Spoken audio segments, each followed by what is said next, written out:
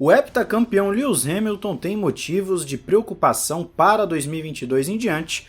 Vamos falar sobre isso agora, porque esse é um vídeo que vai falar sobre o salário dos pilotos. Vamos passar aqui pelos pilotos, pelos salários de cada um para você saber, de acordo com uma lista que está no motorsport.com, então você confere lá tudo bonitinho. Eu vou passar. Não estamos falando de valores mensais, e sim anuais.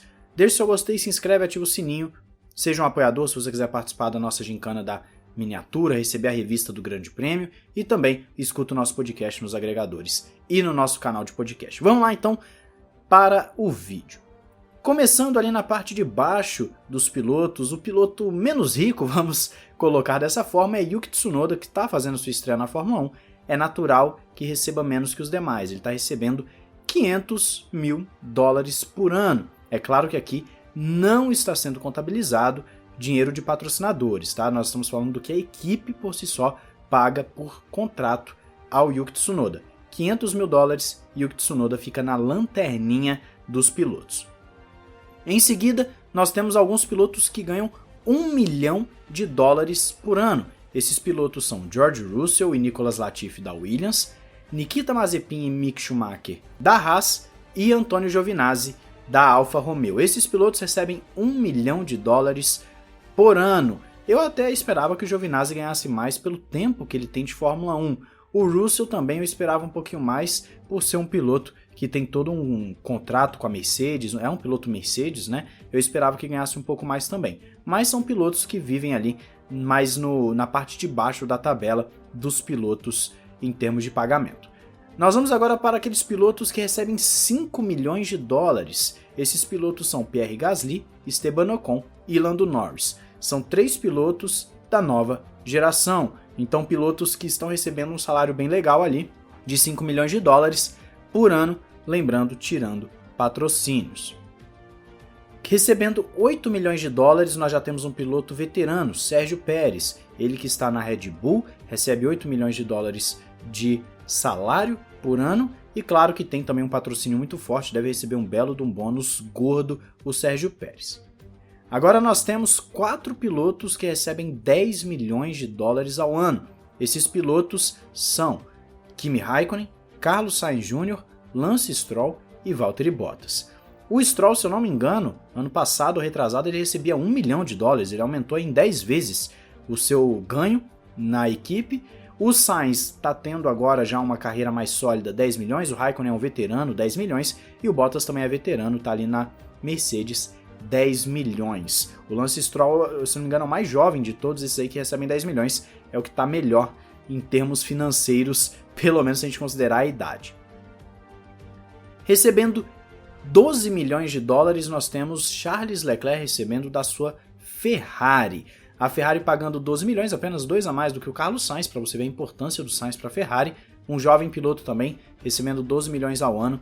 Nada mal Charles Leclerc, que recebeu inclusive agora há pouco, de presente, há poucos dias, a Ferrari de 2019, que ele conquistou as suas 2 primeiras vitórias na Fórmula 1. A Ferrari mandou para casa dele, com certeza.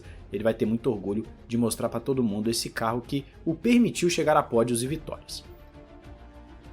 Na casa dos $15 milhões tem Sebastian Vettel e Daniel Ricciardo, 2 pilotos veteranos de gerações ali bem próximas.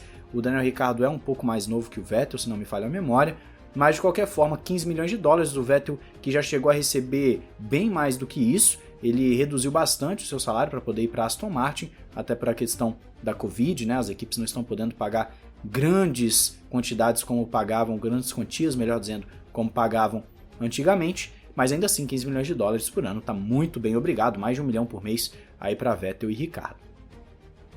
Com $20 milhões ao ano está Fernando Alonso voltando para a Fórmula 1 e é o piloto aí que está no pódio, no terceiro lugar dos que mais recebem na Fórmula 1 atual. $20 milhões por espanhol, que está na sua Alpine. Na segunda posição tem Max Verstappen com $25 milhões, é o piloto aí que recebe muito dinheiro e é bem jovem, com certeza Max Verstappen não tem do que reclamar do seu salário. 25 milhões da Red Bull, fora patrocínios, tem aí uma bela quantia para receber todo ano. E Lewis Hamilton, obviamente, encabeça a nossa lista de pilotos em termos de salário, que tem $30 milhões aí por receber todos os anos, na verdade nesse contrato de 1 ano com a Mercedes. Antes ele recebia até mais do que isso, se eu não me engano, tá? Eu acho que ele recebia na casa dos 40 milhões e reduziu para 30 milhões nesse contrato de 1 ano, mas é claro que devem ter aí alguns bônus consideráveis. E você deve estar se perguntando por que a matéria fala que pode ter problemas para Lewis Hamilton, porque o Verstappen está chegando? Não, não é porque o Verstappen está chegando em termos de salário. O problema é que a Fórmula 1 está sim interessada em colocar um teto orçamentário, e esse teto orçamentário para salários de pilotos colocaria um limite de 30 milhões de dólares, já contabilizando os 2 pilotos, isso mesmo. Se esse for o caso, por exemplo, para 2022, se eles aprovarem isso para 2022, nós teríamos então um Hamilton tendo que receber menos, nem que seja 1 milhão a menos, para então que o outro piloto receba dentro do limite. Se, por exemplo, o George Russell for promovido à Mercedes e passar a receber 5 milhões de dólares, então o Lewis Hamilton teria que reduzir o seu salário para 25 milhões. E isso quer dizer o quê? Muitas pessoas da área da Fórmula 1, jornalistas, colocaram durante todo aquele período de negociação do Hamilton com a Mercedes que um dos entraves era a questão financeira. E se a questão financeira já era um entrave para ir para 30 milhões de dólares, imagina tendo que derrubar ainda mais esse salário, diminuir ainda mais esse salário. Inclusive, esse contrato de 1 ano de 30 milhões pode ter a ver justamente com isso. O Hamilton às vezes não queria já receber menos por agora, e aí fizeram apenas um contrato de 1 ano. É claro, isso é especulação, não se tem uma informação oficial. A única coisa que é certeza é que a partir do momento em que esse novo regulamento de teto orçamentário entrar em vigor, o Lewis Hamilton vai ter que reduzir consideravelmente o seu salário para poder pagar o salário do seu companheiro de equipe. Ou seja, se o Bottas continuar como companheiro do Hamilton e o Bottas continuar recebendo 10 milhões, o Hamilton vai ter que reduzir para 20 milhões o seu salário. O Hamilton não vai morrer de fome, ele não vai ter problemas financeiros, mas é claro que um piloto que já chegou a ganhar 40, quando ele vê ali sendo reduzido para 20, talvez não seja muito legal. Mas de qualquer forma, nós vamos ter que aguardar e também ver se isso vai ser um problema para a renovação do Hamilton.